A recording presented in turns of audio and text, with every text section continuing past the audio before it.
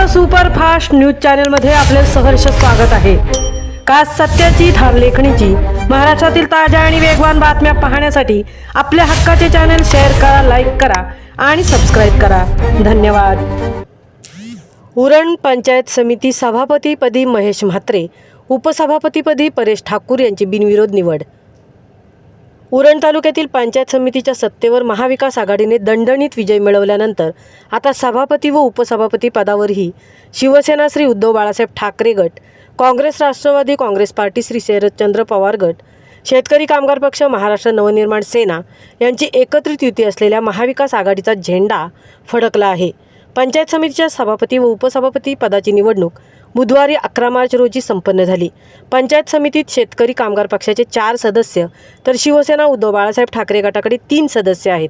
त्यामुळे आघाडीच्या ठरलेल्या सूत्रानुसार सभापतीपदी शेतकरी कामगार पक्षाकडे आले असले तर उपसभापतीपद शिवसेना उद्धव बाळासाहेब ठाकरे गटाकडे गेले आहे। सभापती पदासाठी शेकापचे ज्येष्ठ सदस्य महेश म्हात्रे तर उपसभापतीपदी शिवसेना उद्धव बाळासाहेब ठाकरे गटाचे सदस्य परेश ठाकूर यांची निवड झाली आहे। निवडणूक बुधवार दुपारी 2 वाजता पार पडली असून उरणचे तहसीलदार डॉक्टर उद्धव कदम यांनी पीठासीन अधिकारी म्हणून काम पाहिले आणि त्यावेळी शासनाच्या वतीने विस्तार अधिकारी विनोद मिंडे, गटविकास अधिकारी सर्जेराव पाटील हे सुद्धा उपस्थित होते।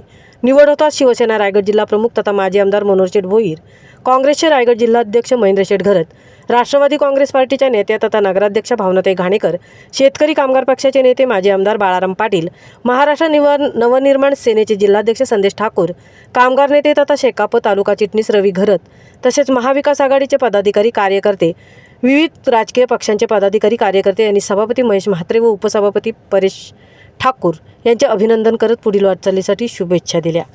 4 वर्षानंतर झालेल्या स्थानिक स्वराज्य संस्थांच्या निवडणुकीत उरण तालुक्यात महाविकास आघाडीची लाट कायम असल्याचे पुन्हा स्पष्ट झाले आहे। पंचायत समितीच्या 8 पैकी 7 जागांवर विजय मिळवताना रायगड जिल्हा परिषदेच्या 4 पैकी 3 गटांमध्येही महाविकास आघाडीने आपले वर्चस्व कायम ठेवले। यापूर्वी उरण नगर परिषदेच्या निवडणुकीतही महाविकास आघाडीने भाजपचा पराभव करून सत्ता काबीज केली होती। त्यामुळे उरण तालुक्यात महाविकास आघाडीची राजकीय पकड अधिक मजबूत झाल्याचे चित्र दिसत आहे। 2017च्या पंचायत समिती निवडणुकीत शेतकरी कामगार पक्ष व काँग्रेस यांची आघाडी होती आणि त्यावेळी उरण पंचायत समितीत शेकापचे 5, शिवसेनेचे 2 आणि भाजपचा 1 सदस्य असे संख्याबळ होते। मात्र बदललेल्या राजकीय समीकरणांमध्ये महाविकास आघाडीने एकजुटीच्या जोरावर तालुक्यातील राजकारणात पुन्हा आपले वर्चस्व सिद्ध केले आहे। महाराष्ट्र सुपरफास्टसाठी विठ्ठल ममताबादेसह तृप्ती भोईर, उरण।